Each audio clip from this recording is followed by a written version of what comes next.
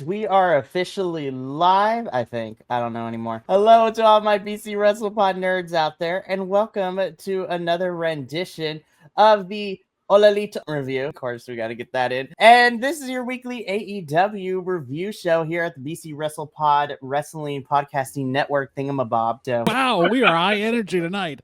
I feel like this week has already eaten everyone alive, apparently. I'm just preparing myself of finding a way to watch two pay-per-view, one glorious comedy wrestling, and a little bit of Sunday morning because I will be heading to my first Game Changer wrestling show on Saturday in Los Angeles. Oh, you lucky person. Be safe out there. Have fun. I will. I get to see Shotzi and Bear Bronson and all those beautiful people and Effie.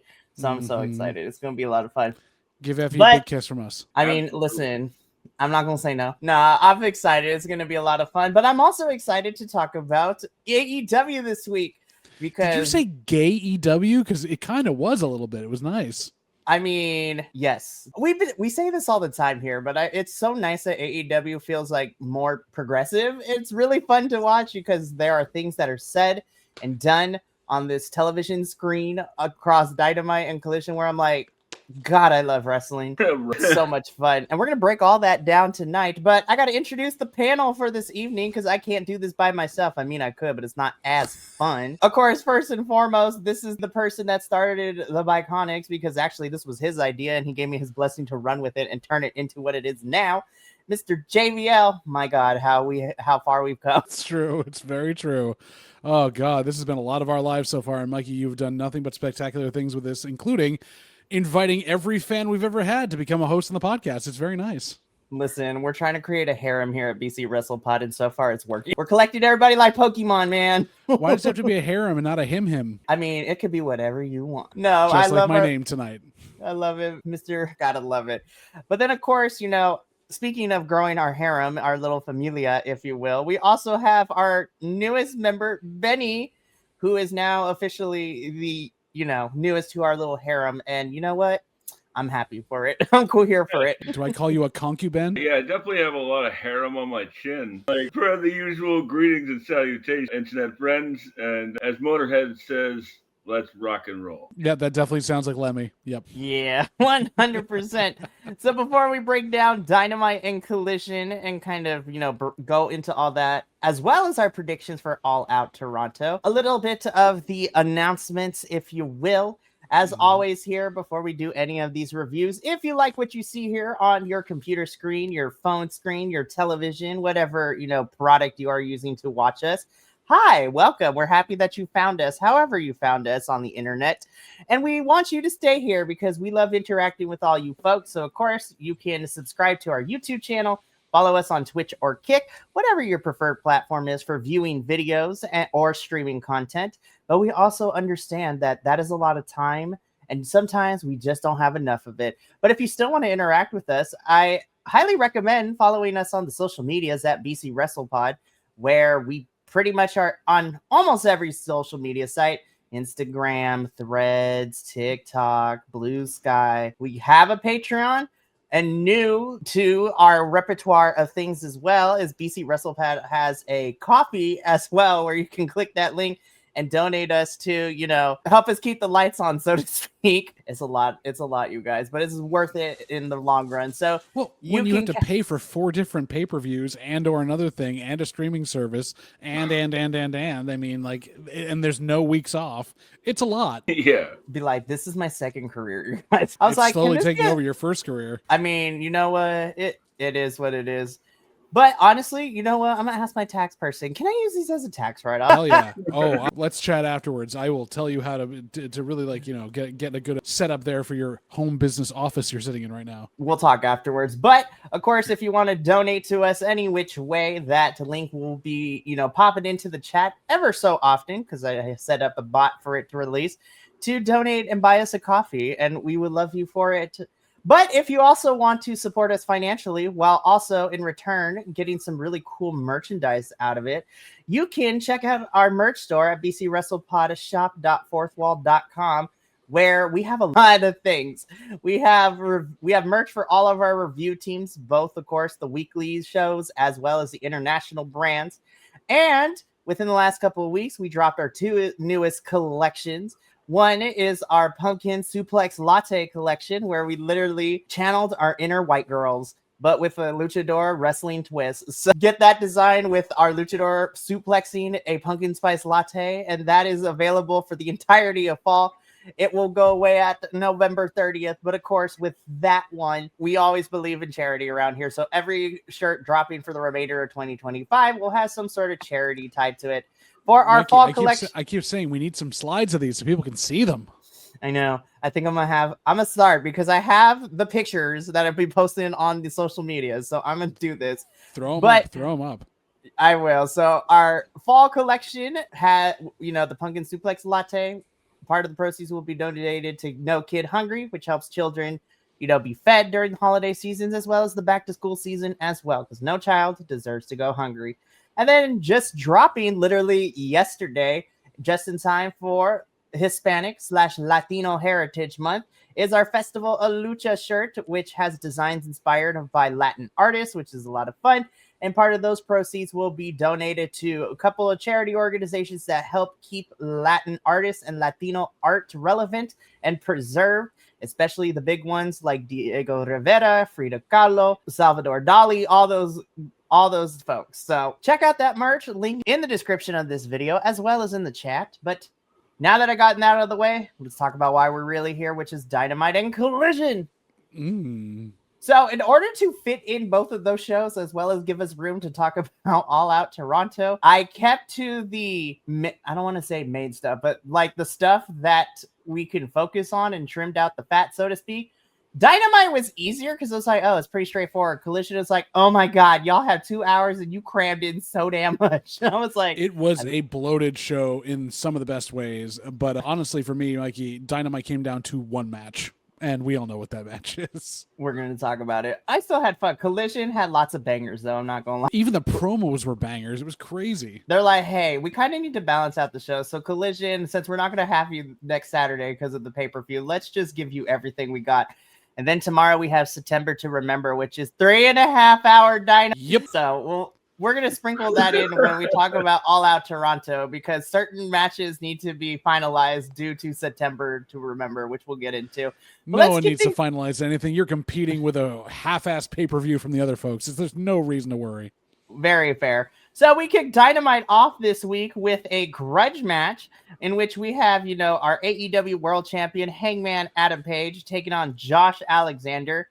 And I think it's funny because, Benny, you and I talked about this last week. We're like, I want singles Josh Alexander. And then they showed us this. I'm like, I swear Tony has my house bugged. Like, I'm pretty sure he's got like 5 people he knows in your house that are like just sending him random messages at any point. Absolutely. It's crazy. Also, but can we talk about quickly, Josh Alexander in this card photo looks like he sat down on a bike seat without a bike seat on it. Like to ride my bicycle. Oh, man, we have fun here. You know what? I was really happy to see Josh Alexander in singles action. This was a bit of a fun one. Even if I figured, I was like, yeah, I kind of figure where this is going to go. But still, I had a good time with this. This was a pretty fun match. JBL, I'm going to come to you first. What did you think of our grudge match? They gave a good, hard-hitting match here. Josh Alexander got some really fun stuff in there. But we all know this is going to be some sort of schmoz or something else taken off. Neither of these guys have any history with each other in this company. There's no reason for this to really be happening. I don't know what the grudge could be other than, maybe Hangman's the one that removed Josh's bike seat. Who knows? Oh, man. Now I can't unsee this photo. Thanks a lot.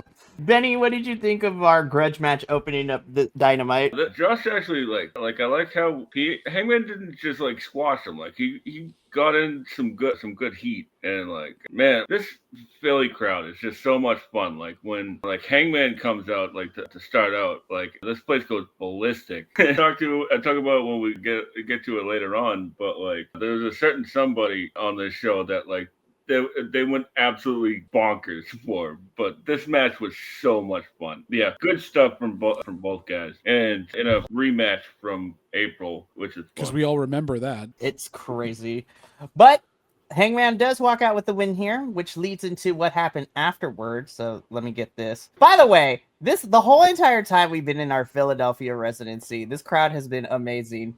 the get some socks chance where last collision when they're like, oh, revive. Oh my God. Philly fans are notoriously the best and worst people in the world for any sporting event, and I say that with love, knowing enough Philly fans, including one of our own Jesse, who is very much a Philly fan, but they are as rowdy as most European crowds, and they don't get what they like a lot, and when they do, they are the best thing on your side. I will say Kyle seems to be devolving into Dom Phallus quicker than we think, just by everything he looks like right now. I mean, you're not inherently wrong, but the crux of this segment is the fact that Kyle Fletcher last week threw down the gauntlet, wants to challenge Hangman for the title.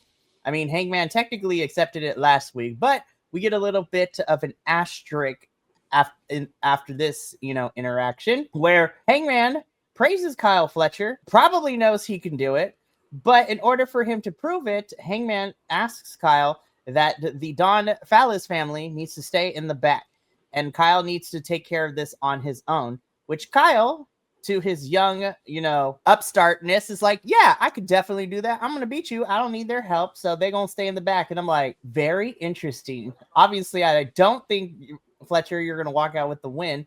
But hopefully this adds to a fun dynamic leading into the Don Phallus family, because then we can start to get multiple cracks. Because when we get to Collision, we already see one heading full steam ahead. That's been going since All In. I mean, come on. So Kyle Fletcher is going to be challenging for this championship. Don Phallus family is going to be staying in the back, and Kyle needs to buy some socks. I do want to ask Mikey, so if Kyle is devolving into Don Phallus, really turning into him at this point, does that make him Uno instead of Hechicero? Oh my God, I hate you so much. Sorry. It's okay. I mean, might as well. Shoot, we're going to see Don Phallus, a.k.a. Hechicero, this Friday, or at least the CMLL boys are going to see him this Friday when we do our watch-along for Exactly, when you're watching along Andrade joining, but we all know that. So.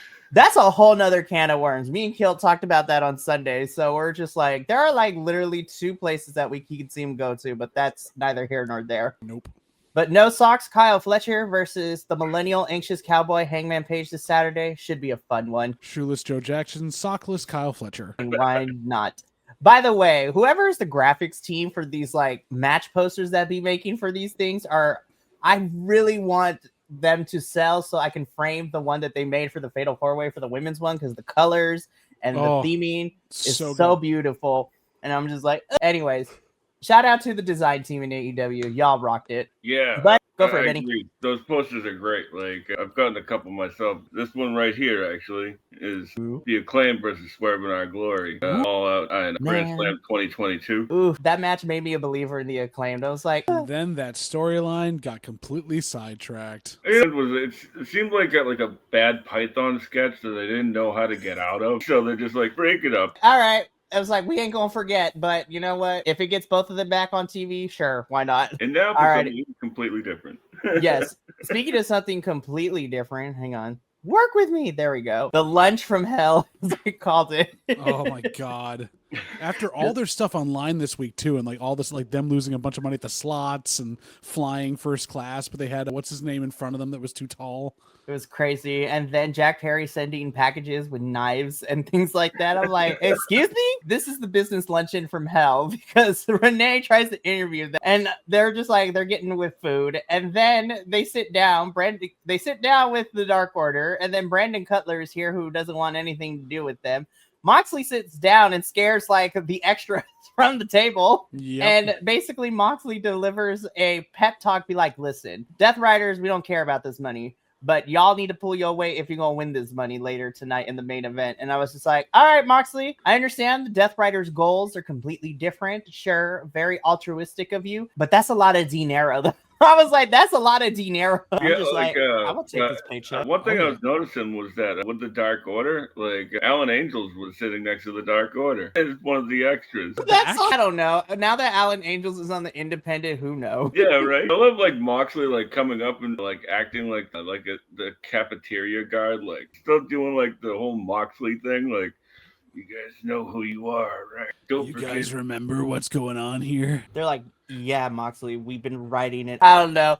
I mean, this was a fun backstage segment. Brandon Cutler's beard is amazing as always. He's on pretty fleek. Love immaculate. it. It's so good. Alrighty, so we move on from the corporate luncheon, the weekly AEW luncheon with folks, and then we just get straight into this match, which I was very happy on paper for a bunch of different reasons, but of course, the return of my queen, Emi Sakura, is back in the building. I've missed Emi so much. We love her. I love Emi so much, and this was a fun one. So this is a tag team match. TBS champion Mercedes Moné teaming up with the queen of AEW, Emi Sakura, taking on the team of Alex Wing. I'm never going to get tired of saying it like that. Well, and can I go into, before we get into that, did you all watch her episode with RJ City on AEW? So much fun. Dirtiest girl in the world, my God. I was just like, that tracks. Oh my goodness. But of course, Miss Alex is teaming up with the recently returned Riho, who I also have been missing in AEW. I'm telling you, these visa issues, man, are killing it and are killing me. But I'm really happy to see that we're slowly getting folks back. Fingers crossed that the next big one is Miss Hikaru Shida is able to come back very, very soon, because I miss Shida really, really bad. But I think we all do. You know what? This was a really fun match again. Mercedes and Emi are a fun team when they're paired up because they are the heels and they make it great. Alex and Riho are fantastic, and this was a lot of fun. Alex Windsor and Riho do pick up the victory here after Emi gets pinned after all of this, which, leads into what we're getting Saturday between Mercedes and Riho for that TBS championship. I'm going to switch it around. Benny, what did you think about this tag team match? This was super fun. Like, I love seeing Riho back, who looks amazing. And, like, she hasn't missed a beat. I know she's probably been wrestling in Japan, but, like, she looks flawless here, actually. Like, Alex Windsor and Riho doing, like, a poetry in motion, sort of. Yeah, like, I remember that. This is actually a pretty cool team. If this women's division ever gets off the ground, this would be a pretty rad team, actually. And it's always great to see Emi, our queen, a little tea time. May we bow to her at all times. Absolutely. Bow down to your queen of... Never mind. And Mercedes, like, I love how she's come out of her shell lately. And she's found this character. She seems to have locked in on this character. I can't help but agree with you on that. Like, this match finally worked, and it wasn't using Mercedes to actually carry it, which was great.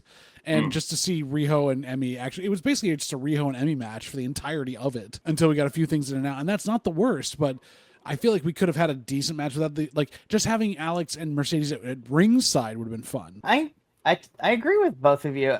I think ultimately it was an Emi and Riho match with Alex and Mercedes kind of floating around, because that's the story we've been telling over the last couple of weeks between these two.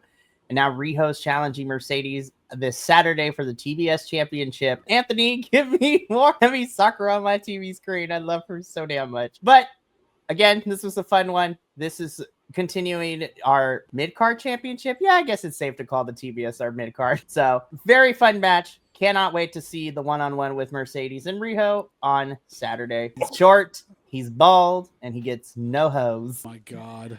This was wild. The cameraman got pushed down. We got almost fights breaking out between FTR and the audience, which was crazy close. I was like, oh my God. These were shoot too. There were a couple of shoot ones where they were coming close, where I know that Dax was looking to throw hands with somebody. I was like, Burt Reynolds, I need you to simmer down. Angry. Burt and Ernie, I didn't know you were here. Oh my gosh. Very true. Now I kind of want somebody to recreate this segment but with Muppets. Oh my God, yeah. With kid voices. Yes, Muppet versions of Dax, Cash, and Stokely. Or like stop motion Legos. Listen, there are so many creative people out there.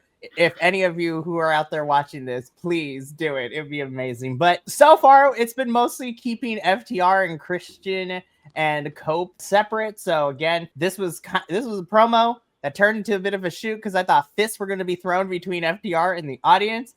The first couple ones, I was like, okay, they're playing it up. But then the money shot of that one guy just staring daggers at Dax and Dax staring back at them, I was like, bro, that would have been on site. Like any other time, it would be on site. Man, this FTR run, especially this past few weeks, and the ECW arena or 2300 arena. Man, those fans are getting on top of them, and they are eating every second of. Well, they're finally getting like actual crowd reaction they can react to versus, a lot of the other bigger places, like they can kind of hear it or they can see certain things, but the people in the front row are not doing much.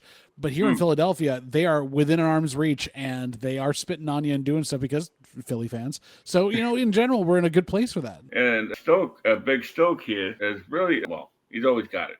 He's always had it. Yeah. But he's really transitioned into this. I don't want to say his name aloud because I feel like I'll summon him. But the man with the tennis racket. Yes. Jerry Clamnet.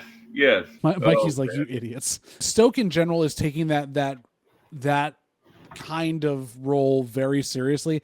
His facial expressions when he knows he's like in super close in the camera have been on point for weeks now. And I just they're doing the right things for everybody where you just want to see them get their asses kicked by somebody. And it's got to happen sooner rather than later. And it's going to be Christian and Cope. And it's going to be absolutely glorious until their shenanigans that get in the way. Was it like a couple weeks ago when like Christian like hit him with the unprettier and like they're like dragging Stokes up the Yep. He sells very well. We love it so much. So again, we're finally getting a face-to-face between the two teams tomorrow at September to Remember. Definitely will remember. Yeah. So we're going to see how that goes down as we prepare for their match on Saturday against each other. So can't wait to see how that turns out. No, we need to see it soon. It needs to happen. It's been strung out too long. Again, Philadelphia, you were my favorite main character of the whole entire evening. B-A-L-D-I, Baldy. God, I love this version of Ricochet, but shout out to Shelton Benjamin too. Like, oh my God, I was really happy to see that this was going to be a singles match between the two of them. Of course, Shelton told the rest of the Hurt Syndicate to stay, in the back. So he got this since Ricochet, had Goa in the back, which we knew was not going to be the case, but never the case. I also go for it. Cracks happening in the Hurt Syndicate. Max has caused more problems and they're not trusting each other now. Max is just like to equate Max to a Pokemon. He is a Voltorb that used self-destruct and then everybody else got to pick up the pieces afterwards in the middle of the battle. Darn it, Voltorb. I thought he was a coughing or a wheezing that used smoke cloud or smog cloud. Then ran away. That too. It's the Galarian form of it. Now we're getting really nerdy. But hey, tune in this Friday because Pokemon and CMLL have that collab coming up, which is fantastic. God, it's going to be so good.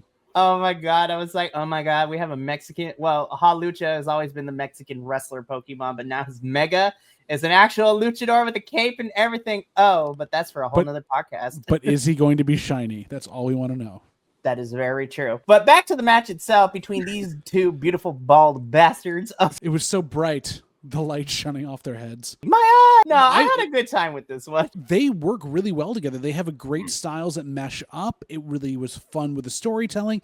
I thought it was hysterical that like using the scissors as a weapon against a guy with no hair is just funny to me for some reason. It's just, I don't know, but I want to see like a best of 7 match series with these guys where it gets like progressively less people at ringside till finally it's bald on bald action. Good, bald. And Dom Fallis is the shaft. I could have added a D in there. Balls Mahoney. Exactly. This match was so much fun. Like we all knew the eventual outcome, right? Because like it's like the Ricochet GOA formula. Like if he comes out by himself, he won't be for long. And, but they're doing it better than the Dom Fallis family in that respect. Even when they're in like multi-man matches, the Ricochet Goa grouping seems more cohesive. Oh, definitely. Totally own like pouncing all the big men around is so much fun as well. But Shelton, man, half this run, like I feel like he gets hired back in like 2020. They put him on the shelf until like 2021, and then like they do the Hurt business, and then like. He's gone like he's just released. It's like, what are you doing?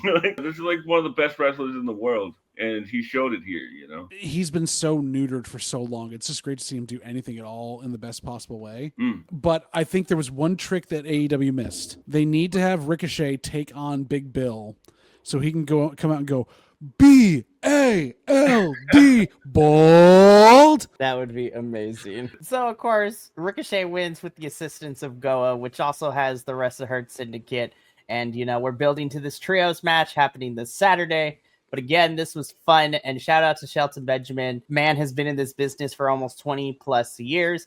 And watching a clip of him when he wrestled at I don't want to mispronounce it, but the All Black promotion recently, where he cut that promo, it's like never in his 20 years has he ever seen this, and he's proud of it. I was like, man, you got more respect points from me, my dude. Shelton Benjamin is so good. Ashe. Thank you, Betty. Ashe. But I mean, talk about an ambassador not only for the sport but everything else. Like Shelton Benjamin has done everything and been everything to anyone, and just the fact that he's still working at this high of a level proves what faith we had in him when he was younger and he was just running around with a bunch of like painted hair. As we come to find out, the dyeing it blonde was his thing, and then he was down for the Shelton Benjamin Mama's Boy gimmick, which was great. I was just like, man, Shelton, you deserve your flowers because you just take everything on the chin and you're just like, all right, let's do it. See where it goes. And again, the gimmicks are funny. He's funny, but he could, again, like you said, JVL, he's still able to work at this high of a caliber this late in his career is amazing stuff. And I love Shelton for it. Excited to see what happens at, All Out this weekend with the trios match between Hurt Syndicate and Ricochet and Goa. So I'm excited to see where this goes. Listen, the best way to summarize this match is staples in the butt and the coochie. And the strongest thing to come out of this match was that table full of mouse traps because that bitch did not break. How could it? It was like triple reinforced with the mouse. Watching these girls get bounced off that thing was nuts to watch. I'm like, oh my God. Well, but also provided us one of the best kind of, sapphic moments of the entire match where Tony slides forward across them right into Sky's crotch, and they leave it there for just long enough for everyone to be like, and then Sky like knocks her away and keeps going. This match was fun. I mean, it's a street fight, so we know what we're getting, but okay. So it's a street fight, Mikey, which Timeless Tony Storm came prepared not only by coming out as the Sandman, basically, but also like fully in like a boiler suit. And Sky Blue comes out in like the skimpiest ever leather daddy gear for a street fight. Did she not expect to get beat the crap out of? It just doesn't make sense. That's fair. But at the same time, though, I had such a freaking blast with this. And again, Tony's entrance is great. Like, iconic moments. And again, yeah, staple guns were crazy. Mouse traps all over the place. This was a lot of fun. Timeless Tony Storm picks up the victory here. And then, of course, afterwards, we had everyone and their mother come out to basically fight. I did not get a picture of this because it was too blurry, but my favorite still shot that I found was just Amina Shirakawa, like, screaming full on aggro with a cooler over her head ready to smash somebody. That's the money shot right there, which, plays into what we're getting technically on 0 Hour because we're getting an 8-woman tailgate brawl. So I'm just call it. Oh, now that makes sense. It just took you till now. I mean, they're calling for All Out Toronto. They're calling the 0 Hour the tailgate brawl. So I was like, it's still 0 Hour, but we got an 8-on-8 match made.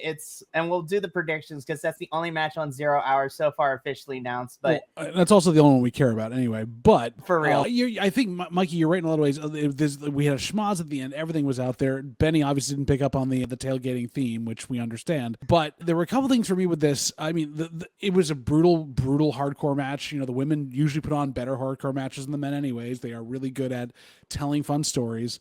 This match felt like they took 3 minutes away from it and it needed it. It was too short, especially for where it was in the card. Yes, I know it wasn't the main event, but like you're in Philadelphia, there's not a lot of crowd work. I mean, they're up in terms of blood. They don't do much in terms of getting up into the back. Everything that this was an ECW match on purpose and didn't do jack all for it. Yeah, this was sort of like safe version of ECW. You can tell that like Sky Blue was like in her element. Like, you could just tell that she was just happy as hell.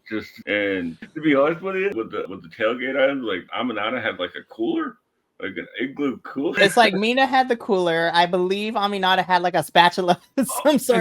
And some tongs. Yeah. And some tongs. Like tongs. This is where we wish Red Velvet was still feeling good because she could come out and be the baker and just like bring out like a mixing bowl and a big wooden spoon, like whole Latina grandma just smacking kids with the wooden spoon. Oh man. I agree with you, JPL, and to you too, Benny. I felt like this was fun, but I also felt like it was like, I feel like we could have gone like 3 more minutes or even 4 more minutes, and it would have been like just enough, especially what we got at the end. But Yeah. Tony, we're gonna come back to you because you incited a riot on Collision too. It's just like that was the best. Oh my god, that ended that match. I just after the brawl, corner bitches! punches. After the corner punches, it was so good. Oh my goodness. So this was a fun match. And AEW needs their own Evolution pay-per-view because the women have better stuff going on. Seriously. I was just like, have an all-women show. Literally. It would be so much fun. Please, Tony. Even if it's like a one-off, just or like a regular. Hell, do it in the middle of October. CMLL is about to do it. We get a whole month of nothing but Amazonas wrestling for all the women on the card, which is fantastic. So, which also leads into the Amazona Grand Prix, which is happening at the end of October. I'm so excited. Anyways, but let's get into what closed out Dynamite, which was our main event, where Tony Khan be writing these checks every single week. And I'm like, yo, Tony, can I get some? But we get this 500K. I was like, that's a lot of money. And then I saw the next word, 10-man tag. I'm like, oh God, this is about to be chaotic and it was. So we get the face team, if you will call it. So our AEW trios champs, the Ops, so Powerhouse Hobbs, Katsuyori Shibata Bread, and Samoa no Mimosa Joe, teaming up with your mom's favorite new tag team and mine too, everybody's. It's Brodito, and of course, Bandito. I don't know whether it was you or somebody in the back, but every time you're trying to make Brody King do the Macarena is the best thing on the planet. I got to see it twice in 1 week with here, and then Friday for CMLL's Viernes Espectacular. Listen, the moment that Brody King does the Macarena with, Bandito will be the best thing of wrestling this year. Not even going to fly. And they are taking on the team of the Young Bucks, who kind of need this cash because they broke. And they're teaming with the philanthropic, altruistic, don't really need this money, the Death Riders, as they say. I was like, no. Wheeler Yuta needs his money so this man could get a haircut and stop looking like a employee at Hot Topic. I was like 3 out of the 5 guys. I was just like, ooh, hey. But also I'm looking on the other side. I was like, nobody sneeze. Moxley's about to bleed. But I had fun with this match. And then of course, what we get at the end, we'll talk about in a little bit. But the Bucks and the Death Riders do end up winning here. So I was just like, I'm not mad at it because the ending is what really is the important talking point for Dynamite this week. Which is saying something because honestly, this could have been a really fun match for a lot of different reasons, and it wasn't a bad one, but this is your typical schmoz match where we don't really have a finish in mind. We need to get everyone in there, and also we're kind of furthering the Bucks storyline, but not really. As someone said, this is the typical Tony Khan money match, which he does almost every week now. So yeah, I feel like we could have fast forwarded half this match, given it to the women, and then still done the ending the way we wanted to. I don't know about you, Benny. Yeah, to be honest with you, this one was sort of there. I hate to be that guy, but overall it was just another 10-man tag. I really love, I'm not down on it at all. I really enjoyed it. There was a few moments where Nick Jackson, I'm talking about Nick Jackson again. Look at that. And had amazing chemistry. I said it last week, but Nick Jackson is often the best wrestler in any match, and to have this amount of talent in the ring, he still shined, But he did, yeah. I got Claudio and everybody on the opposite team, So it's good. It was a good fun time. It definitely was. So let's talk about the ending. So of course, Darby comes in to get after Moxley and the Death Riders because we have Darby's match coming up this weekend as a coffin match.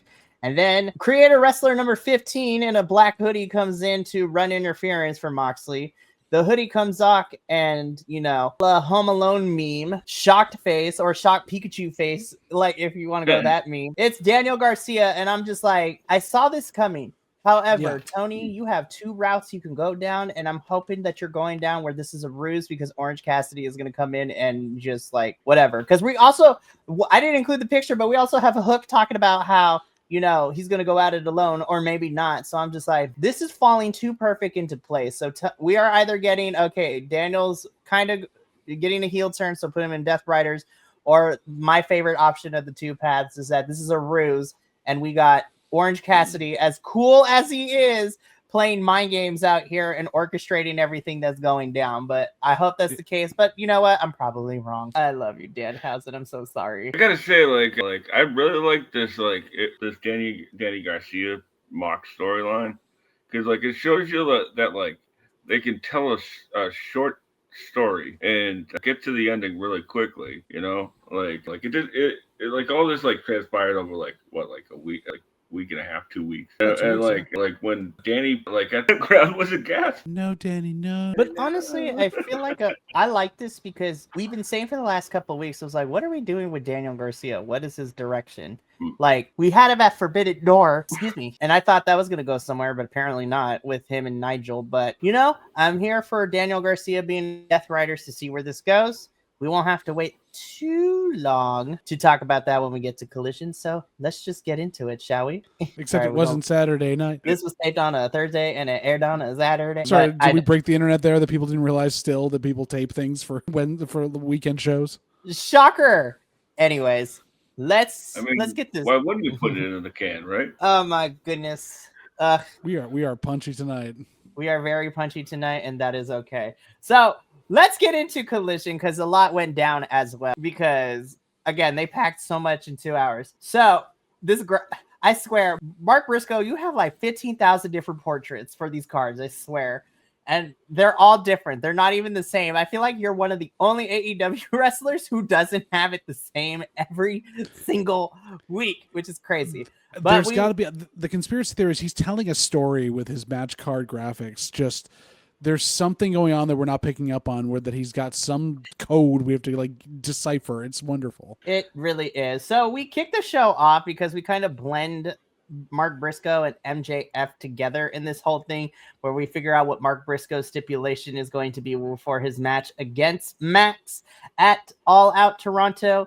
And this was a whole entire segment. So it all equates to, we learned that at All Out Toronto, and it's going to be Mark Briscoe versus MJF in a tables and tax match. I was like, oh God, that combination sounds deadly. They're going to be bleeding, and it's going to be crazy. What will Mox think? For reals. Mox is like, hey, how come I wasn't in it? I'm like, bro, you're in a coffin match. You're probably going to bleed and die at the same time. Yeah, but now I can't use tax in the coffin match because they're using tax in this match. Hey, listen, Darby's going to come out with the tack skateboard. Y'all already know. He's going to have a tack spine, like just like under his coat. He's taped into his spine. Darby is wild out here. So I was like, these two mofos going to bleed on Saturday. It's going to be fun. I am here for all of it. Give it to us all, please. Give it to us all. Mark Briscoe is living his best life. He's like, yeah, I had a child, but I'm about to throw thumbtacks and tables. It's going to be a fun match. I was like, baller. MJF is going to be a busy boy because the day before, him and Mystico are about to go at it one-on-one, title versus mask at the show in Reno, Mexico. And then he's got to fly all the way up to Toronto for Saturday. So that's MJF going to be a busy boy this weekend. How much do we see? Like, he fights Mystico, and as he's about to pull his mask off, it's Andrade. That'd be crazy. La Sombra is back in CMLL. Anyways, that would be amazing. And Naito is also a free agent. It's like, hey, you know what? More Japanese wrestling in Reno, Mexico. Let's go. It'd be amazing. As long as they can work around all of his disintegrating joints and everything else, yeah. Not to mention his disintegrating eyeball as well. Like, oh my God. Oh, Naito. Between you and Tanahashi, I was just like, oh, don't hurt yourselves every time I see you walk and run. Someone's gonna cough on them and they're just gonna dust. Like they got like taken in the snap. It's crazy out here. All right. So that's what opened up the show. Now let's get into all the rest of Collision. So this episode, as well as tomorrow, we're told to be like, hey, so Okada's going to be defending his championship in a 3-way. So we're getting 3 qualifying matches, so to speak. And this is the first one, Takeshita versus Anthony Bowens. And I'm like, as soon as I saw that bracket and I saw who was involved, I was like, oh, this is an easy shot. This still should be fun matches. We're going to get into Okada's one because as much as I enjoyed it, Michael Oku, you took a very scary spot. I was like, oh, God, no.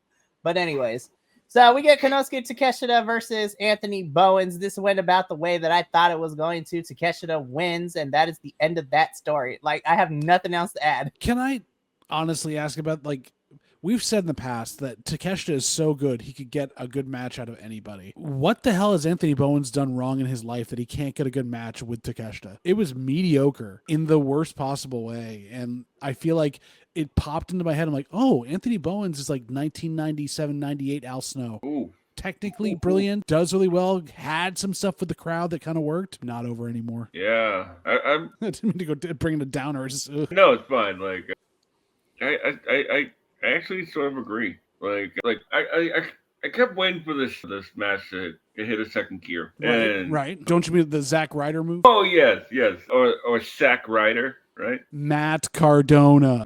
Long live I hear. He's doing pretty good for himself, all things considering. But yeah, I was so disappointed with Anthony. I was like, Anthony, I love you, but like at first I was mad at creative and booking because I was like, what are we doing with you? This one was on you, and it's unfortunate. But Takeshita wins. He's going on to All Out Toronto in that 3-way for the Unified Championship. We shall move on to our next thing. Again, Tony Khan, can I get this money? I want this money, bro. You literally threw out, my math is correct, 500,000 plus 500,000 is $1 million, right? So I was like, you literally wrote $1 million, 2 separate checks, totaling almost $1 million. But my God, I was just like, this match was wild. I was just can we also say thank you to Tony for equal pay for both genders? Yes, we love it. But this was we're far enough in. It's like, this was fucking crazy of how many people were in this match. Listen, didn't lose a beat. It did it though. I was like, "Are we doing this Did we do this better than the Dynamite 5-on-5?" And the short answer to that question is yes, duh. But so on one side, so of course, Timeless Tony Storm is on commentary, and you know what? We're gonna talk about her inciting a riot, which was great afterwards. But on one side, we have the team of Jamie Hayter, Tay J, Chris Statlander, and Feel the Wrath, Harley Cameron, taking on the Triangle of Madness. So that is Tekla, Julia Hart, Sky Blue. And they are teaming up with the Mega Sis, Megan Pang, and P. Ford, Penelope Ford. Lord have mercy. This is a lot of women in this match. And I was just like, Tony Khan, as much as we appreciate this tailgate brawl we're getting on Saturday, where to all the wrestling gods, you know what we want. Stop. I want a blood and guts match, damn it. Please. Yeah, talk about spinning your wheels. Right? Like, we've literally been seeing this combination of women in a multi-person tag since like before Forbidden Door. Like, I don't know what else to add. Like, Mike, you said it all about this. The chemistry between all of them, the 4-corner punches with Sky Blue getting her butt kicked in the middle. Like, it just was, there were so many good spots. It ran the best amount of time. It was so much just better than the men. Like, please give me something like this, or use these women more often. We can get rid of some of these men's matches every week and have better wrestling and storyline. At the same time, though, Tony, we need to find some finality to this long feud, because now it's going to start dragging on. So give me my blood and guts match, darn it. But hopefully that will happen very, very soon. But again, after this match too, though, it was fantastic because, Tony Storm, everybody fighting, be like, brawl, bitches! And everyone starts fighting. I was just like, the symphony of madness. I love it so much. Tony on commentary called like Harley Cameron like Jim Henson with tits. Yep. As we've said for years now, Tony Storm on commentary is one of the highlights of any broadcast. Absolutely. Like, even Nigel was like, I'm just going to lay out. Nigel was just like, hey, I know my lane and I'm going to stick with it. He doesn't want to get in the crossfire like Mr. Siobhan. Oh, Mr. Siobhan. We love you, Mr. Siobhan. So the heels pick up the win. I was like, Tekla has been earning lots of cash since she's gotten here, because this is like the second or third money match she has won. Oh, yeah. I was like, Homegirl is paying her punk band that she has too, which is very fantastic. Listen, I don't know if the music world is ever ready for this, but I need Tekla's band and Brody King's band to make a collab. That would be amazing. Go on tour. Seriously. Julia Hart is the backup singer. And counter-program Fozzy, and you'd be perfect. For real. They're the new band at the Jericho Cruise instead of Jericho's. Yeah. Oh my goodness. All right, we got to keep this going because we still got predictions. We get another Max Caster Open Challenge. Big Bill squashes Max Caster, and Big Bill is still continuing to call out and challenge Eddie Kingston. And I was just like, I don't know, Bill, if you're ready for the Mad King of New York to be coming down. And I'm like, at first I was like, we're announcing this match, but at the same time, I was just like, I have missed you, Eddie, so damn much. Angry Grandpa is back. I love you. The crowd loved it. They ate it up, as we knew they would. And they had to announce this because obviously they want to make sure people watch All Out. So I'm so excited. I don't care. I'm just happy to have Kingston back on my screen. I have missed you so much. Moving on. Which My bad. I'm just gonna say that there's something's got to be said about like how Max Caster like his face turned a couple weeks ago. Like he didn't even do this on the shtick this week, and then he allowed the crowd to do it. Brilliant stuff all around. You barely changed anything about yourself, and yet you switch from being a bad guy to a good guy. So fantastic. Well, let's talk about this continued character change for everybody, shall we? Because, oh my gosh. So, Lexi is backstage with Anthony interviewing him. You know, we saw Anthony earlier lose to Takeshita. And so they're trying to figure it out. Max Caster, well, Jerry Lynn comes in to give some wise words to Anthony Bowens. Max Caster walks through, like, shoulder checks Anthony in the process. These two begin to brawl. Out comes the swirl of Blake Christian and, you know, Mr. Shouty Lee Johnson over here, you know, cutting a promo, you know, against the Acclaimed. A fight breaks out. Jerry Lynn loses his shirt. Everybody's brawling. The Acclaimed are back together? Question mark? TBD, honestly. I was like, this was a segment. Well, how do you fix Anthony Bowens? He's not working as a singles competitor. To stick him back with Max Caster and have Jerry Lynn look like Goldberg's son at WrestleMania, whatever it was. Not Goldberg. No. Yeah, I love Jerry Lynn. His placement here was a little odd to me. like the death metal guy is with the Acclaim now. That does Because we don't have Billy Gunn anywhere. Which, by the way, I was just like, where is Daddy Ass in this whole equation? Where is he? Like, I don't know what's going on. We're getting a feud between him and Jerry Lynn, obviously. You know what? That's probably where it's going. I was just like, all right, I'm here for it. If we can survive the Texas Chainsaw Massacre match between Jeff Hardy and Jeff Jarrett, like, I think we can survive anything. One of the professor's favorite AEW matches of all time. I think it's the only one he remembers. That's very true. So we are still TBD on the Acclaim being back together, so we shall see in the next couple of weeks how this pans out. But we got to keep it going. We get our obligatory, hey, don't forget, CMLL has a show this upcoming Friday. First of all, this distinguished gentleman on the far left, John, I love you so damn much. I was like, what the hell is this? Definitely not Serpentico with his top hat that's longer than Lexi's skirt. John Cruz out here cosplaying a Galarian form Pokemon with that, how tall that freaking hat is. Oh my god. John Cruz Lincoln over here. I know, he's Lincoln. 7 seconds ago. Yeah, like the Monopoly guy. You know, Uncle Pennybag. Oh my god, we need an AEW Monopoly version. They have Monopoly always does these so different versions. I need an AEW-opoly. Yes. Oh my goodness. So I'm looking forward. We will be watching this live on Friday, the CMLL boys, and we will at least. So it's going to be a lot of fun. I can't wait. This is going to be fun. CMLL also pulling some moves because normally, you know, have a subscription to CMLL's like top tier to get all these shows live. But for the first time, not Fantastica Mania, the 90-second video will be showing that you can buy and watch on Triller TV, which is nuts. That's amazing. I was just like, yo, CMLL out here doing moves. So good. Do we think Mystico's losing his mask? Absolutely not. I was like, there is no way. Listen, CMLL is okay with their championships going to people outside of the company, but when it comes to this mask, absolutely not. Especially their golden poster boy, absolutely not. No. At least I don't think they were. I'm 95% sure he's going to be okay, but you know what? I've seen crazier things happen in wrestling. Expect the unexpected. What do you twist? But we got to keep going. Oh my God, this match. Wow. Listen, last week, we're far enough into this. Me and Benny were just like in a hot sweat because of how amazing. And last week's match between these four was my favorite match of the whole time.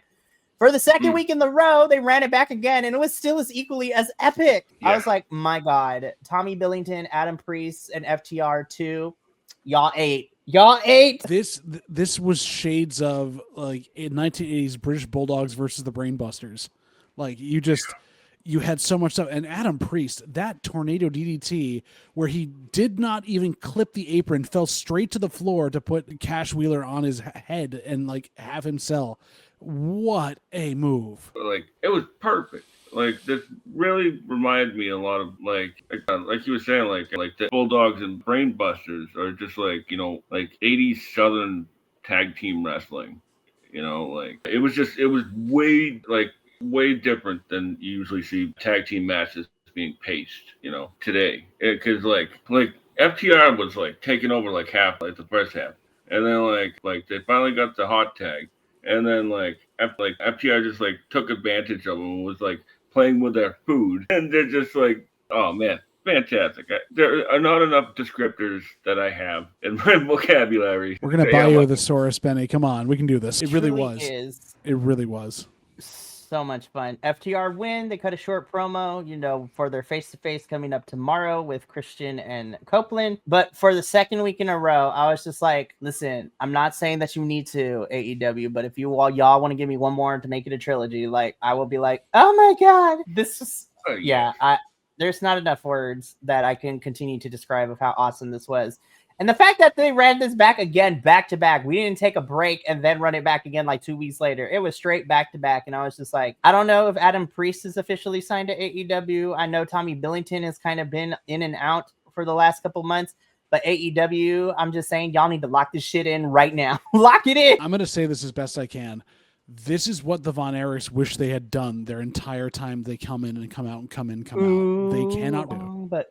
Oh my goodness, but holy crap, what a way. I was just like, oh man, this was a great collision. Wait, what do you mean this wasn't the main event? What happened? What do you mean we still got things going on? What are we doing? But you know what? Let's just keep going because we are about the end of this. We got 2 matches left, so let's just jump into it. We get not only a qualifying match, but this is a AEW Unified Championship. And again, on paper, I was like, okay, it makes sense. Okada's got to defend this thing to get into, All Out Toronto to defend the thing.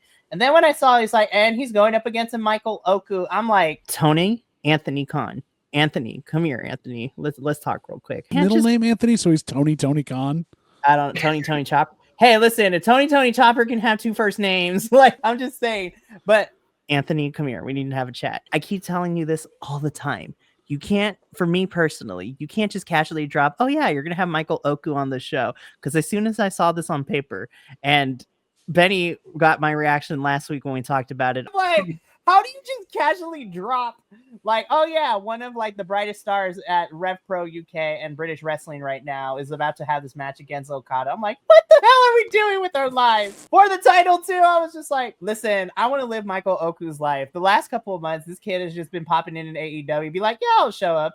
He's had banger with Echiseto. He's having a banger. I will admit that there was one part where I thought Michael Oku died during this match. I'm like, oh God, no, please don't. We don't need you getting hurt. Was that the drop kick as he was coming off the top rope, or was that the where do you think he was going to die? I think the drop kick is where I was like, oh God, no.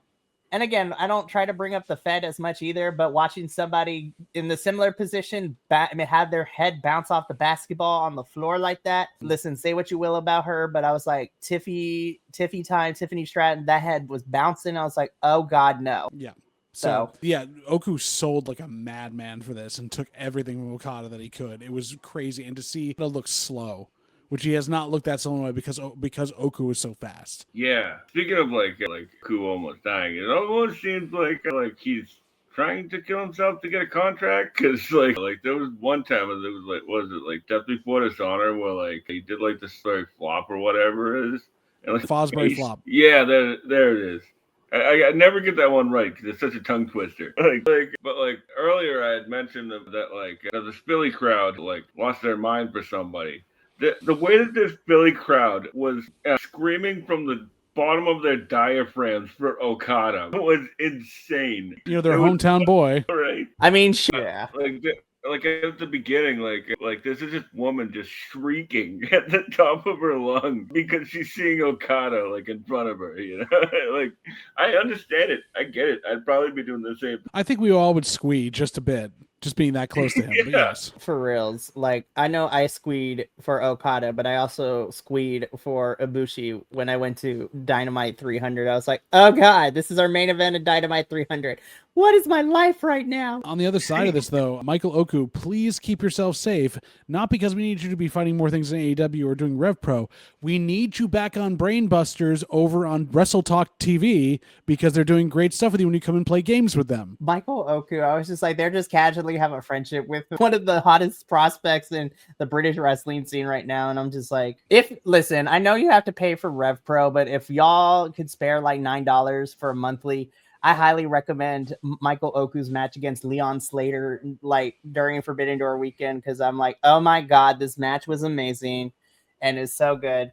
But Okada does win. He moves on. We get a little bit of a confrontation between him and Takeshita after this match. So Takeshita and Okada are moving in. And then tomorrow, we're going to find out who gets that last spot in this three-way at All Out Toronto. But let's get into it. This leads us into, well, our main event of Collision, in which Paragon, Roddy Strong, and Cool Kyle O'Reilly, Cool Dad Kyle O'Reilly, taking on the Death Riders of John Moxley and the newest, protege, looking like this is a bootleg cosplay of Knights of the Old Republic in Daniel Garcia. I was just like, what are we doing? Again, standard match. All four of these men individually are fantastic. I love watching Daniel be a little bit more aggressive and go to the darker side of the spectrum, if you will, of being more of a heel-ish kind of character now that he's part of Death Riders. But the fact that he's in this hoodie is wild to me. I was just like, all right, calm down. I am not gonna lie, it took me a little bit. I was like,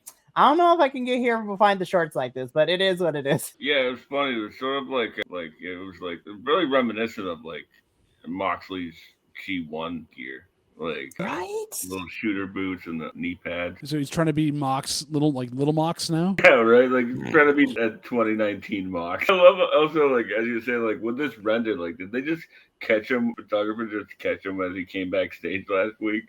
Like, hey, Danny. He looked like he just woke up from a nap. Well, and also, can we address the elephant in the room that Marina Shafir was on the other side from her husband and just not supporting him whatsoever? I was like, how dare she? No, I'm just kidding. I wanted the ending where like Mox ended up being the one to pull Roddy back out, to have Marina pull him out and to like jump on top of him, just because like, and then you have that moment on camera like, oh, it worked, sorry. They just stare into each other's eyes. It's like, ooh, this is kind of hot. Oh, wait, there's cameras and children and other adults here. Let's wait until afterward. Kyle's like, get freaky on your own time. That's a lot of screaming, I bet. Anyways. I literally put in my notes, I was just like, it's going to be an awkward ride home for Marina and Rob. Don't worry. Y'all know Roddy going to be screaming at the top of his lungs later. Be like, how dare you do that to me?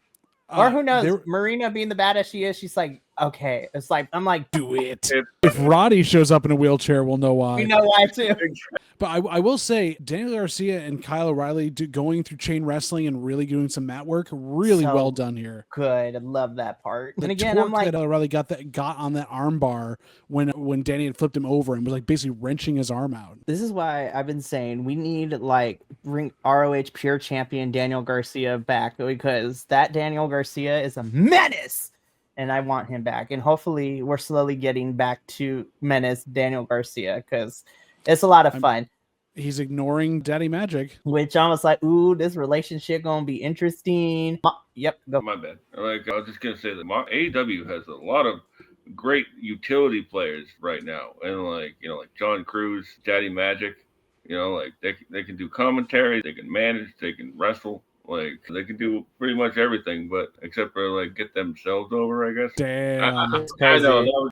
I'm sorry. I love that. You're not. You're sorry not. It's sorry, not sorry. And I mean, it's true, but hey, sometimes it works out. Like, we get whole relationships, people having whole children on this roster. I mean, Mr. Angelo Parker and Ruby Soho out here having a whole child. It's crazy. Yeah, like YouTube put in my feed the other day, like a match between and he just had this other edge to him. And again, what I'm also hoping too is that if Daniel's going to be in the Death Riders for a while, and if it's not him being a sleeper agent for Orange Cassidy, I think the other option that I'm really hoping for is that, as crazy as it is, and I don't know if AEW could do this, but if they pulled it off, it would be amazing. Because we know that Wheeler has been going to Chris, and we're like, why is he talking to Chris? We already established you don't want nothing to do with him or the Death Riders. But every time I'm hearing Wheeler Yuta, I'm like, wait a minute. Every time he says our friend, I'm like, we're assuming it's Moxley. What if he's telling Chris about Orange? And we're secretly getting the best friends coming back together with him, Chris, and Wheeler. What if the king that Mox was talking about was actually Orange Cassidy? Could be Eddie Kingston, though. That could also be true. I'm excited for the future. This match was fun. Death Riders win. Poor tapping out, but it is what it is. This was a fun week of AEW Dynamite and Collision Television. But let's get into, because we're up against it, let's get into the final bit, which is making our predictions for All Out Toronto. And I'm just like, including the 1 0-hour match, we have a total of like 11 matches on. We have 11 matches in total. 10 on the Yeah, this is going to be a long one. I was like, all right, I'm going to be slamming this into my veins on Sunday when I get home because I was like, Lord, this is going to be a long one. So let's just jump into it. So we only got one match for 0 Hour. This is really the only one we really care about. I don't really care what we're getting. Well, I mean, it'll probably be fun, but we are getting this 8-woman tornado tailgate brawl, which means I was just like, all right, we're going to see coolers. I need to see beer getting thrown, everything. So on one side, we have the team of Willow Nightingale, Mina Shirakawa, Harley Cameron, and Queen Aminata taking on the team of Julia Hart, Sky Blue, Megan Bain, and Penelope Ford. Because she's going to be busy on the main card. This is hard because I love everybody here, but I have to pick. And I'm like, I'm going to be so for real. I'm probably going to go with Willow, Mina. And also Harley is a staple and like, the crowd loves her, and you have a stacked face team. Not to say that the heels aren't stacked. I mean, Megan holds the team for like 3 different people. I'm going to go with the face team here because I feel like they have a strong. I can make a more of a compelling case for them to win, but I think it's going to be fun. JVL, who you got winning this tailgate brawl? There was a part of me at one point that thought that Statlander's going to come in and ruin this for Willow at some point. I don't know why it would be, but I'm going to go with the face team as well. I think that's going to be the face team. Harley Cameron needs a win. I think she needs to celebrate. Let's give her the win. And then finally, Benny, who you got in this one? Yeah, I'm also going to go with the face team because Willow. To be honest with you, like also because I'm looking at this graphic, like I actually hadn't seen this yet. And I was like, why is Willow here? That's the other thing, too. I was just like, Willow really hasn't been involved this past weekend at AEW television, but you're like, let's get the babe with the power in front of the Toronto crowd. They're going to love it. Instead of Statlander. That's so interesting. Well, I mean, Stat's going to be busy in the main card, too, which we'll talk about when we get there. But let's talk about the main card, shall we? 10 matches on this bitch. And but listen, all of them have like actual participants. That is very true because we're going to finalize some participants tomorrow night. But I will say, at first I was like, you got 10 whole matches AEW, but I'm like, if you give me the same pacing that we got with Forbidden Door, where everything was actually paced pretty well, and the main event was long enough because it was the main event, and rightfully so, then I will be okay with this big match card. And again, because it starts at 12 p.m. Pacific, for me, obviously I'll be traveling, but at the same time, I'll be like, you know what? It's not going to be super late for a lot of folks who are watching on the East Coast, which is great. And are not going to be tuning in to the other stuff, which is great. Which is fantastic. But let's start off. So again, these matches are in no particular order. I tend to order them from like non-title matches to big title matches. So of course, the first one we're going to talk about is Big Bill challenging Eddie Kingston to a fight at All Out Toronto. This one's really easy for me. I was just like, there is no way in hell, to quote one of my favorite drag queens, Cornbread, there is no way in hell that Eddie Kingston is loose. So I'm gonna go with Eddie on this one. Yeah, same. He's first match back. No, he's winning. Yeah, same here. It's got to be Eddie. This match is a return vehicle for, so like it's got to be Eddie. Oh my goodness, I'm excited. This is gonna be fun. Can't wait to see the Mad King come back. Next up, we have our tables and tacks match. Mark Briscoe versus MJF. This match is gonna be bloody. It's gonna get crazy.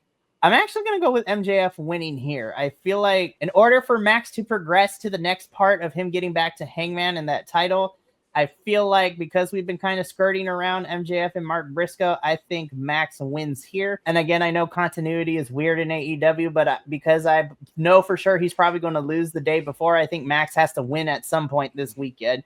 So I'm having Max go over Mark Briscoe, which then pushes him into whatever we got next for him. Because we've been kind of skirting around this feud all summer long, and I think we're finally getting to the finality part of the feud between these two. So, JVL, who you got? I also have Max. I feel like he's got farther to go. Briscoe could win this or lose this, and it won't hurt him. Yeah, sure. With Max, simply because I actually think that there may be another match in this feud, and Max doing his Max stuff, pulling out a win to then set up round 3. Very true. Also, this picture of him raising his eyebrow, beautiful. I was like, the AEW photographers and graphic department be having fun with this, and I love it. Oh my goodness. Alrighty, so next up, Lord have mercy. Listen, Briscoe and Max are gonna bleed. Right? Somebody is gonna metaphorically or possibly literally die, as it always is anytime you get Darby, but also you get Moxley in this flipping match. So we've seen Darby lose and then come back 10 times stronger because Darby's gonna need some help, and he's been trying to go at this alone. And now that Daniel Garcia has jumped the ranks of AEW to get into Death Riders, and now we have another member, I think the next part of Darby's story is he's going to need backup and he's going to need friends to help fight, the newest iteration of the Death Riders.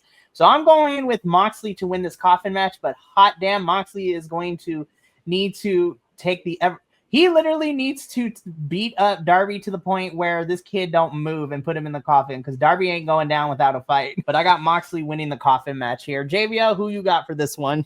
We're picking the same stuff here, Mikey, for the same reason that I thought as well. We're building to a blood and guts match. Mox has taken a couple of big losses. They apparently need to build him back up. Mox has taken this, and also Darby has lost every coffin match he's been in. It's kind of like the Undertaker and Buried Alive matches. I think this is Darby's thing, that he just keeps losing coffin matches. Like, why do you keep having the conversation? You never win, That's pretty funny. I'm going to go with Darby, simply because he's out for revenge against Mox after everything that he did, and make a bold prediction here, and I think that Orange Cassidy will return to help out Darby here. And I'd be here for that too. Somebody's about to pop out this coffin and it's going to be amazing. That would be amazing. I'm like, technically Sting does not officially retire from everything until December, so he can pop up for an appearance or two. Be like, hey, I'm just kidding. This match is going to be nuts and I'm excited for it. This is going to be a lot of fun. So let's move into our next match, which is, of course, our tag team match. Copeland and Christian Cage versus FTR. I am having a really hard time. Again, part of me is just like, it's the hometown crowd. You literally have your Canadian boys in this match, so winning would get a huge pop over. However, with the momentum that FTR has gained within the last couple of weeks with their heel work, and I'm figuring that this is not the last time we're going to see these two teams go at it. I'm going to go with FTR winning in this one, and then I'm thinking Cope and Christian win the second one, and then in the final one, we get the blow-off match either at Full Gear or World's End. So I'm going to go with FTR winning this first round, I should say. JVL, who you got between these two? This is where it's going to come down to. I think that we need to have Cope and Christian win this first one and then have something happen at the end where Stoke brings folks in or something else, but they end up winning anyways, or Stoke calls in a favor, but it goes sideways with Nick Wayne. I think Cope and Christian are going to win this. Ooh, okay. So we're at opposite ends. Benny, you're the tiebreaker. Who you going with in this match? Who do you love? Me. I'm just kidding. Who am I going with in the divorce? I think I'm going to go with FTR. In this one. I see how it is. It's so hard to call, though. It really is. I really see how it is. Don't be like that. But honestly, even with FTR, I agree with you, Benny. This is still 50-50. Like, it could go either way. Yeah, because, with the heat that they've been generating the last couple of weeks, if they beat the hometown heroes, places get a riot. Wild. This should be a fun match, though. I'm really excited, and I really hope all four of them bring out all gas, no break, just rip it to shreds, burn the place down. I want craziness. It's gonna be fun. Speaking of craziness, I want these guys to be able to go full throttle too. In our trios match, we are getting the Hurt Syndicate. So this includes Bobbles, Bobby Lashley, Shelton Benjamin, and getting back into the wrestling ring, Mr. MVP, which makes me super excited, taking on Ricochet and the Gates of Agony. So this is another tough one because I love me the Hurt Syndicate, right? Bobbles and Shelton and MVP are fantastic. I also don't want to root against Ricochet because I think Ricochet is fine taking a loss, but I kind of want to see Gates of Agony and Ricochet have been getting the better of the Hurt Syndicate over the last couple of weeks, but I'm really wanting I'm going with my heart for this one. I really want, Toa Leona and Bishop Khan to pick up a big pay-per-view win. So I'm going to go with Ricochet and the Gates of Agony here. It's probably going to bite me in the butt. JVL, who you got? I'm going with the same with you. I think I'm going to go with my heart on this one. I think that Goa and Ricochet need the win on this, and we'll definitely get it over that. MVP is going to be the weak link in some respect, or something's going to happen with the Hurt Syndicate where there's going to be some cracks forming. So I see this as a more cohesive unit winning. And Benny, who you got? I'm also going to go with Ricochet and GOA simply because I usually don't play much into rumors or anything, but I think they may be finishing up the Hurt Syndicate. And they've always said that they want to put, GOA over. That's what I've always heard. But I wouldn't be surprised if this is how that run ends. So, man, I really hope Ricochet, obviously, but I really am hoping that Goa gets a victory here because that would be crazy. I love them so much. Alrighty, so JBL brought up to the point where we are trying to still finalize certain things, and this is obviously the biggest one. Hooray! So it was announced that it was announced. Guess who we all are thinking is winning? I mean, we all know who's really winning, but let me get through the rundown. So we are getting a AEW World Tag Team Championship 4-way ladder match. Brodito is defending their titles, and we're going to finalize the 3 teams that they are going up against. So tomorrow night, we are having 3 tag team matches, qualifiers, if you will. So in this match, it's going to be Brodito versus either the Don Callis family of Josh Alexander and Ecchi Seto, or Top Flight. So one of those 2 teams will move on to the ladder match. If Top Flight, keep them away from the ladders. Yeah, I just go back to Supercard of Honor, watching a whole leg and ankle get twisted in a direction that it did not need to go, and like clutching my invisible pearls. So it is going to be Brodito versus the Don Callis family or Top Flight versus the Bang Bang Gang, which is Juice and, the one half of the Guns, or the Young Bucks. So that's going to be interesting. Versus the on again, off again relationship of will they, won't they be on the same page? Kip Sabian and Killswitch or Jet Speed. I think we all know, and I think we all know that it's going to be Brodito for the win. Like, Brodito is still in their early stages. I'm going with Brody. I'm going with Bandito, my wrestler of the year so far, and Baby Daddy Brody King, Brodito, to walk out as champions. I'm pretty sure everybody else here is going to pick Brodito too. 100%. Yeah. Listen, they're the only team that's on there, so yes. For real. Alrighty, so that one's a lot easier to pick, so hopefully that's an easy point for everyone. So let's get into now our singles championship. So we have a TBS championship match. Mercedes Moné defending her title against Riho. Again, as much, I'm still going with my theory. I'm going with Mercedes to retain here. She's going to hold that championship until she beats Jade's record of the longest reigning TBS champion. And I still think this is going to be a fun match, but I got Mercedes retaining. JBL, who you got in this one? Same. She's not dropping the belt until Full Gear or World's End. And then Benny, who you got? Yeah, I think it's going to be a great match. It's great to see Riho back, and it's nice to see Riho fighting somebody who's, let's just say, a smaller stature. Because, like, most of Riho's best matches are with, like, the David versus Goliath type. So, and I think Mercedes has wanted this one for a while, so I'm going to go with Mercedes. Yep. Alrighty. So next up on our predictions docket is going to be, and again, because AEW hasn't formatted the graphic in the way that I need it to be, but that is okay. We have this AEW Unified Championship 3-way. So we know 2 of the 3 participants. So it is Okada defending his Unified Championship against Konosuke Takeshita and then tomorrow night we will find out if it's going to be Beast Mortos or Máscara Dorada of CMLL. Neither who are winning. AKA the person who's probably going to take this pin and eat it. So that's an easy out. So my inclination is to go with it, but also because I know that Destruction in Kobe for New Japan is coming right around the corner, and Takeshita has gone on record saying that he wants to, enter Wrestle Kingdom this up in January as champion. I think this is the time.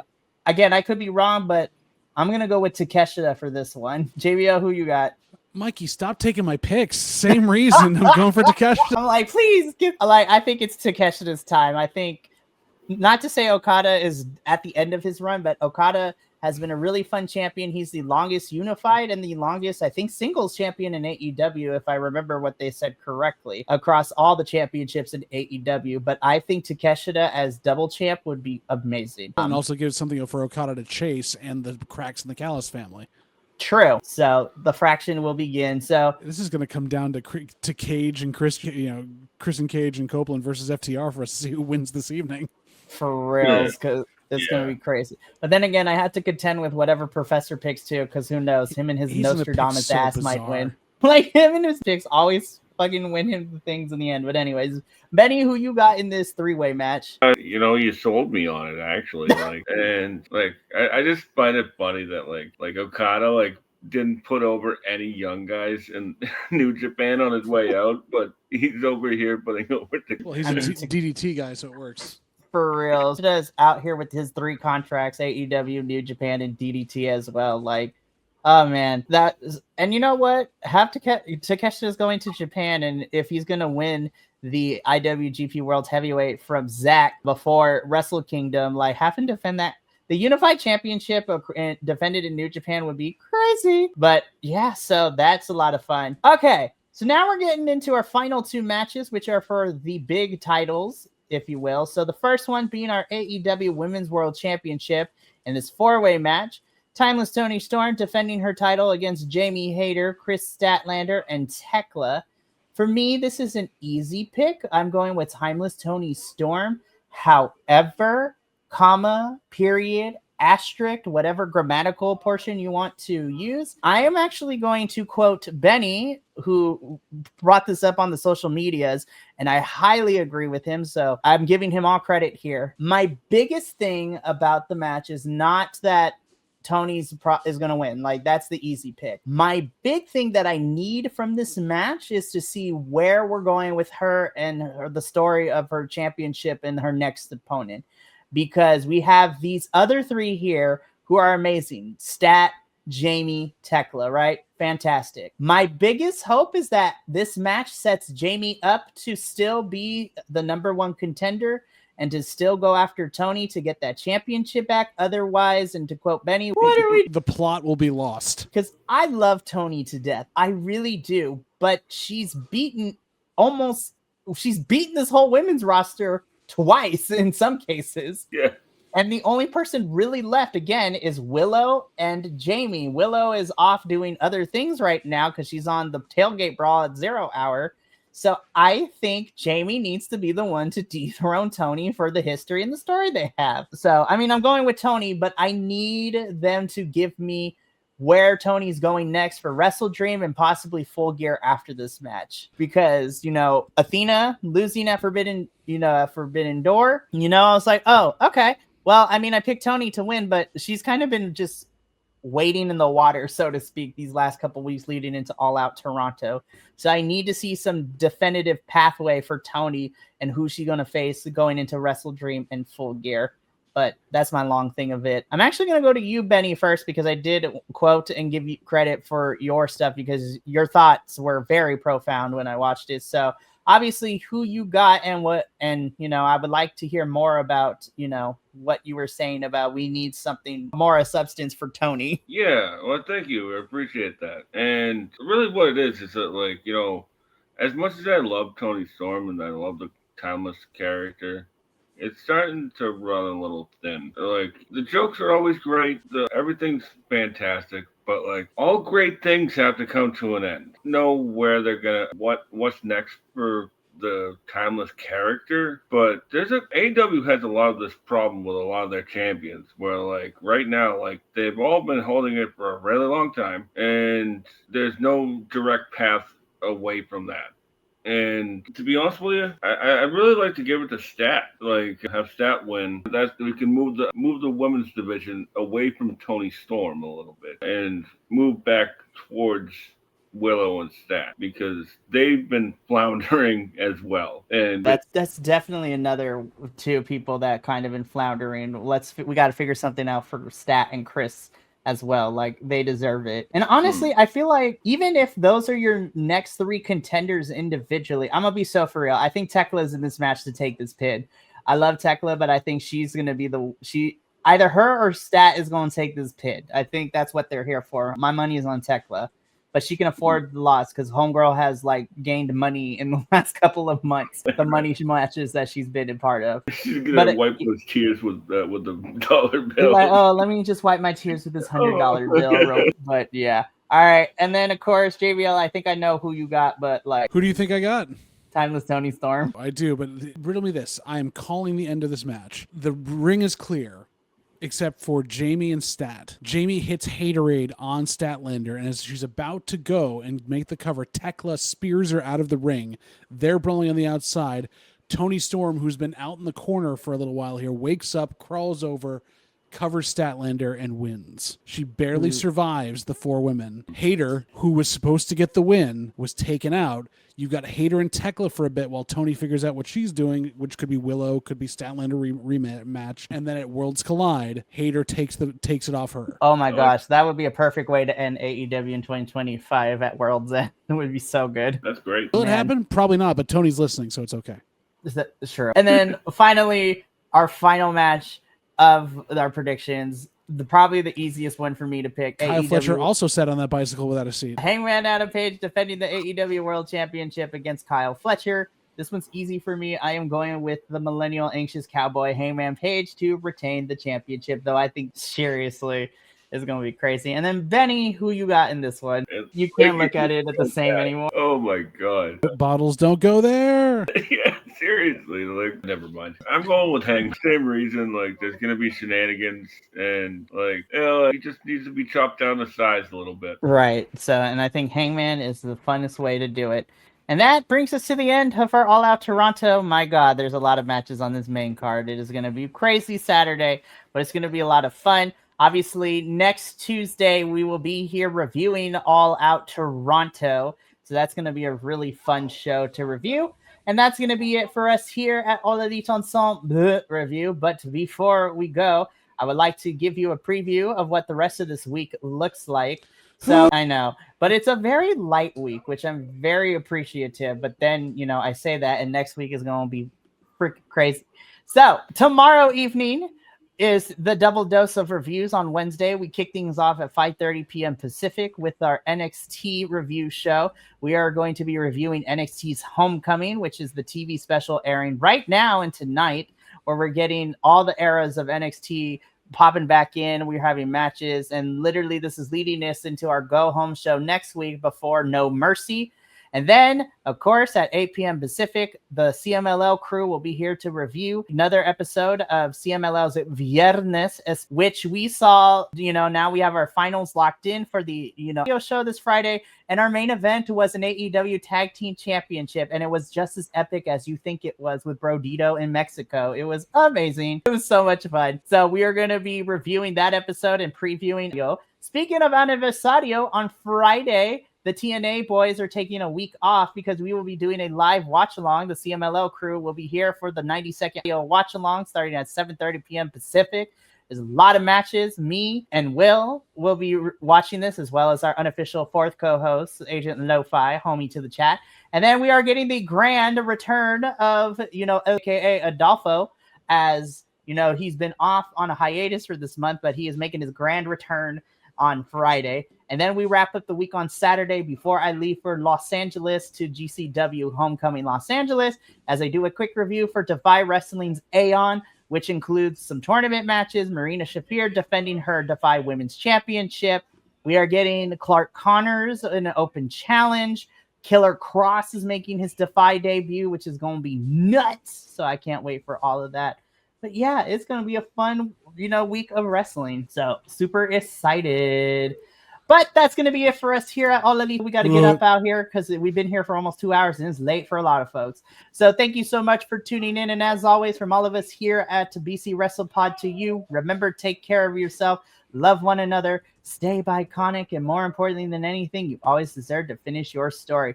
We will catch you for the remainder of this week of fun reviews and shenanigans. But until then, sayonara. And until next time, peace. Thank you so much for tuning in to another Vibe Tribe production.